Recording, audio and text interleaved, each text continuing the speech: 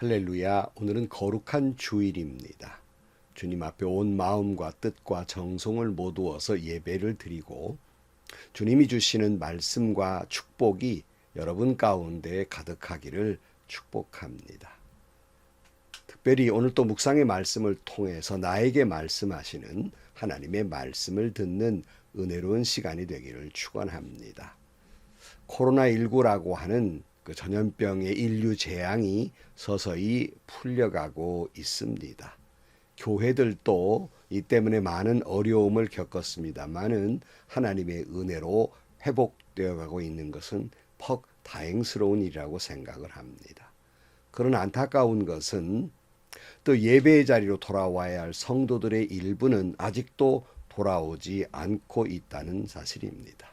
그들의 무너진 예배가 한국교회의 무너진 예배가 회복되어야 할 것입니다.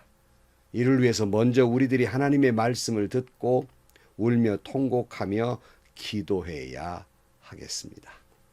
오늘 아침 하나님께서 우리에게 허락해 주신 말씀은 요엘 1장 13절에서 20절 말씀입니다. 제사장들아 굵은 베옷을 입고 슬피 울어라. 제단 앞에서 섬기는 자들아 통곡하여라. 하나님을 섬기는 제사장들아 굵은 베옷을 입고 성전으로 가서 밤을 새워 통곡하여라.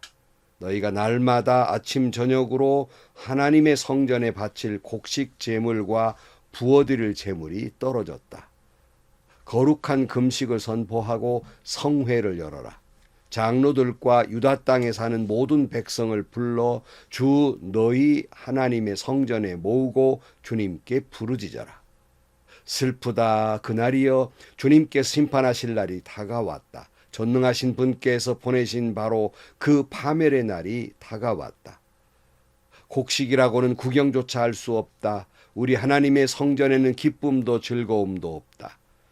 씨앗이 흙덩이 속에서 모두 말라 죽고 광마다 텅텅 비고 감으로 거두어들일 곡식이 없어서 창고는 폐허가 된다. 풀밭이 없어 가축들이 울부짖고 소떼가 정신없이 헤매며 양떼도 괴로워한다. 주님, 제가 주님께 부르짖습니다. 불볕에 광야의 풀이 모두 타 죽고 들의 나무가 이글거리는 불꽃에 모두 타버렸습니다. 시내에도 물이 마르고 광야의 초원이 다 말라서 들짐승도 주님께 부르짖습니다. 아멘. 말씀에서 떠난 북이스라엘은 이미 망한 상태이고 남유다를 향해서 하나님께서 요엘을 통해서 경고의 말씀을 하고 있습니다. 지난 시간에 우리가 말씀을 묵상한 대로 하나님의 경고하신 대로 이제 메뚜기와 같은 이방 나라 군대들이 쳐들어와서 이스라엘을 황폐하게 하실 것이라고 말씀하고 있는 겁니다. 여호와의 날이 가까웠으니 지도자들과 백성들은 먼저 하나님의 말씀을 들어라. 그리고 슬피 울고 통곡해라 하는 말씀입니다. 오늘 또 계속해서 슬피 울라고 말씀하고 있습니다. 13절 말씀에 제사장들아 굵은 베옷을 입고 슬피 울어라. 제단 앞에서 섬기는 자들아 통곡하여라. 하나님을 섬기는 제사장들아 굵은 베옷을 입고 성전으로 가서 밤을 새워 통곡하여라. 너희가 날마다 아침 저녁으로 하나님의 성전에 바칠 곡식 제물과 부어드릴 제물이 떨어졌다. 오늘 울라는 말씀은 특별히 제사장들에게 굵은 베옷을 입고 슬피 울라고 말씀합니다. 유대인들의 관습에서 이 굵은 베옷을 입고 슬피 우는 것은 극도의 슬픔을 표현하는 모습이었습니다. 특별히 그와 같이 울어야 할 것은 하나님께 바칠 제물마저도 떨어졌다는 것입니다. 우리가 어제 묵상한 말씀 중에도 9절 말씀에 성전에 날마다 바치는 곡식 제물도 동이 나고 부어드리는 제물도 떨어지니 주님을 모시는 제사장들이 탄식한다. 그런 말씀이 있습니다. 그러니까 남유다가 하나님의 떠남으로 말미암아서 여호와의 날, 심판의 날이 가까웠고 이방 나라가 쳐들어와서 그들이 모든 곡식을 다 빼앗아가고 약탈해가고 땅은 황폐돼서 하나님께 바칠 곡식 제물도 부어드릴 제물도 다 떨어지고 세상에 이런 일이 또 과거에 없었던 일이 이런 일이 났다 하는 그런 말씀을 하고 있습니다. 근데 특별히 오늘 재물이 떨어졌다는 말씀에 중점을 두고 있는 것이 아니라 하나님께 드릴 예배가 중단되었다는 거예요. 그들이 마음은 멀었지만 그래도 습관적으로 드리는 하나님께 드리는 예배가 있었는데 그 예배마저도 이제 중단되었다는 겁니다. 그러니 예배를 목숨처럼 여겨야 할 제사장들은 탄식할 수밖에 없고 그러므로 통곡할 수밖에 없는 겁니다. 성도 여러분, 우리가 두려워해야 할 일은 사실은 곡식이 떨어진 게 먹거리가 떨어져서 먹을 일이 없어서 먹을 것이 없어서 두려워할 것이 아니라 하나님과 멀어지는 것, 하나님이 내게서 얼굴을 돌리시는 것, 이걸 가장 두려워해야 할 것입니다. 그래서 시편 102편 1절 말씀에 시편 기자는 이렇게 기도하고 있습니다. 주님, 내 기도를 들어주시고 내 부르짖음이 주님께 이르게 해주십시오. 내가 고난을 받을 때 주님의 얼굴을 숨기지 마십시오. 내게 주님의 귀를 기울여 주십시오. 내가 부르짖을 때 속히 응답하여 주십시오. 내 날은 연기처럼 사라지고 내 뼈는 화로처럼 달아올랐습니다. 음식을 먹는 것조차 잊을 정도로 내 마음은 풀처럼 시들어서 말라버렸습니다. 신음하다 지쳐서 나는 뼈와 살이 달라붙었습니다. 나는 광야의 올빼미와도 같고 폐어더미에 사는 부엉이와도 같이 되었습니다. 내가 누워서 잠을 이루지 못하는 것이 마치 지붕 위에 외로운 새 한 마리와도 같습니다. 하나님이 내게서 얼굴을 돌리면 이와 같은 모습이 되어버리고 만다는 거예요. 그러므로 교회 리더들은 먼저 자신들이 하나님께 울며 통곡하며 하나님께 돌아와야 하고, 그리고 예배를 떠난 사람들이 다시 주님께 돌아오도록 통곡하며 기도해야 하겠습니다. 그런 거로 오늘 한국 교회의 리더들은 자신들이 먼저 다시 말씀으로 돌아와 말씀을 들어야 합니다. 듣는다는 건 단순히 귀로 듣는다는 것이 아니라 온 마음과 정성을 다해서 주님을 사랑해야 한다는 말씀입니다. 또 그런 마음으로 주님 앞에 울며 통곡하며 회개해야 할 것입니다. 오늘 본문은 계속 이렇게 말씀합니다. 14절 말씀에 거룩한 금식을 선포하고 성회를 열어라. 장로들과 유다 땅에 사는 모든 백성을 불러 주 너희 하나님의 성전에 모으고 주님께 부르짖어라 그랬어요. 그러니까 하나님은 이스라엘 백성들에게 예배를 회복하라는 말씀입니다. 금식을 선포하고 성회로 모이라고 말씀합니다. 주님께 성전에 모여 부르짖으라고 말씀하고 있습니다. 일찍이 블레셋과의 전쟁에서 고통을 받고 있던 이스라엘을 향해서 사무엘이 이스라엘 백성들을 미스바로 모이게 합니다. 사무엘상 7장 3절 말씀에 보면 사무엘이 이스라엘 온 족속에게 말하였다.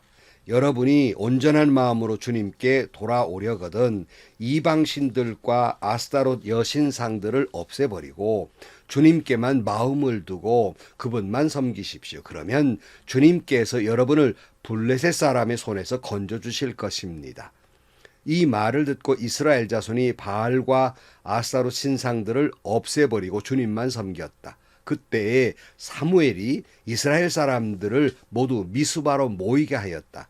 그들의 죄를 용서해 달라고 주님께 기도를 드리려는 것이었다.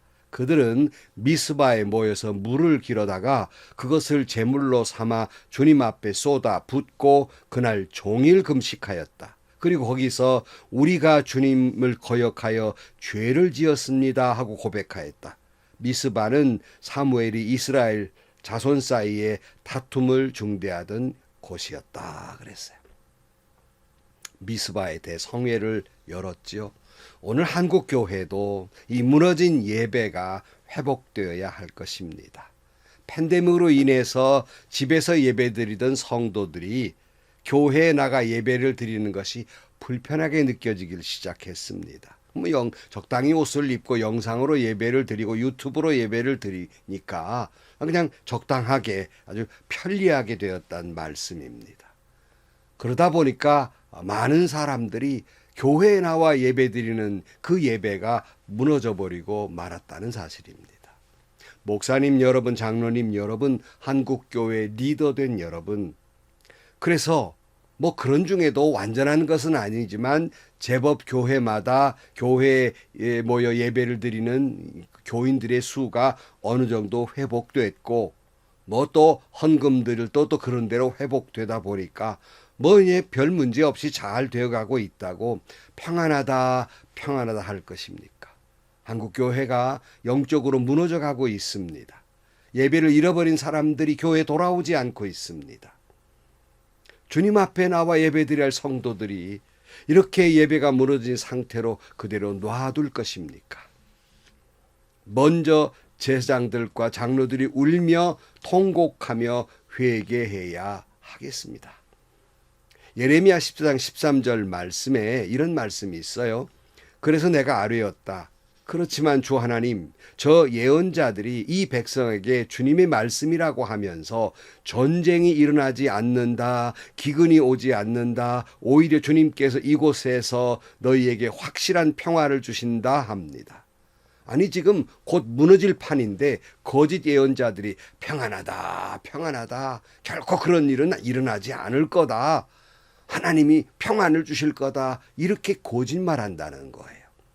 이런 거짓말하는 거짓 선지자들이 어떻게 최후가 되는가?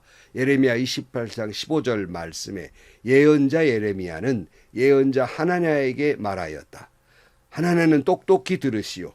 주님께서는 당신을 예언자로 보내지 않으셨는데도 당신은 이 백성에게 거짓을 믿도록 하였소.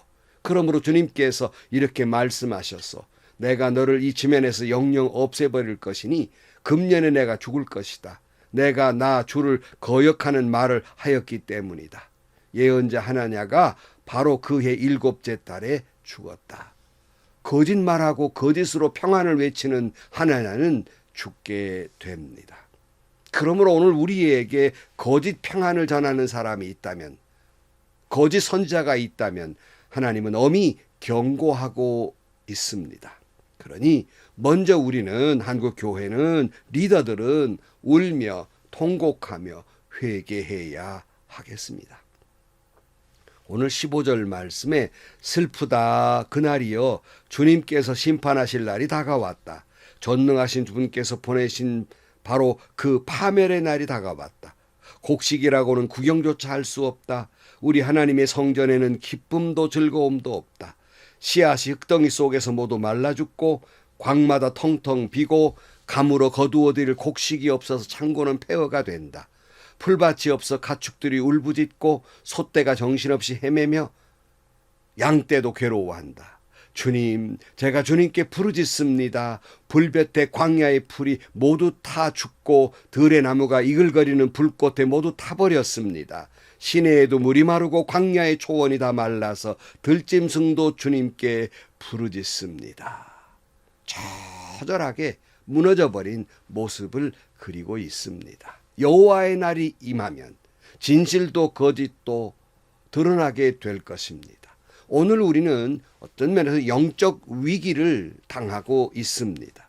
오늘 한국 교회도 그렇지 않아도 팬데믹이 아니더라도 여러 가지 한국 교회의 위기를 이야기하고 있는데, 팬데믹마저 와서 많은 위기가 있음에도 불구하고 평안한데요. 평안하다. 아마 회복될 것입니다. 안전할 것입니다. 그런 일 일어나지 않을 것입니다. 라고 평안을 외치며 거짓 평안을 이야기할 것입니까?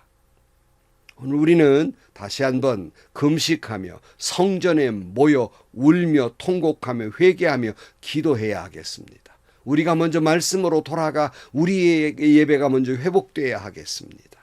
무너진 성전이 회복되어야 하겠습니다. 무너진 예배가 회복되어야만 하겠습니다.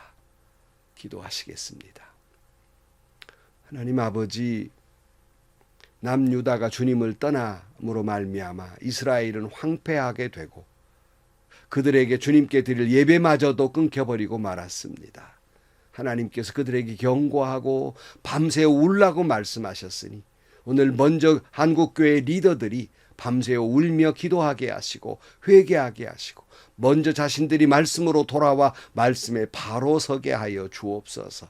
그리함으로 한국교회가 다시 한번 회복되고 무너진 성전이 무너진 예배가 회복되고 다시 한번 한국교회가 일어서는 놀라운 기회가 되게 하여 주옵소서. 예수님의 이름으로 기도하옵나이다. 아멘. 성도 여러분, 우리는 이 요회를 통해서 그 당시 남유다의 이야기가 아니라 오늘 우리에게 이 시간 말씀하고 있는 하나님의 말씀으로 들어야 하겠습니다. 여러분, 먼저 우리는 하나님께 돌아와 말씀을 들어야 하겠습니다. 그리고 울며 회개해야 하겠습니다. 제사장들도 리더들도 목사들도 장로들도 모든 성도들이 다시 한번 말씀이 회복되고 회개함으로 말미암아서 예배가 회복되고 다시 한번 하나님의 놀라운 축복과 은혜가 한국교회에 임하게 되기를 주의 이름으로 축원합니다. 행복하시고요. 좋은 일이 가득한 하루가 되시기를 주님의 이름으로 간절히 축원합니다.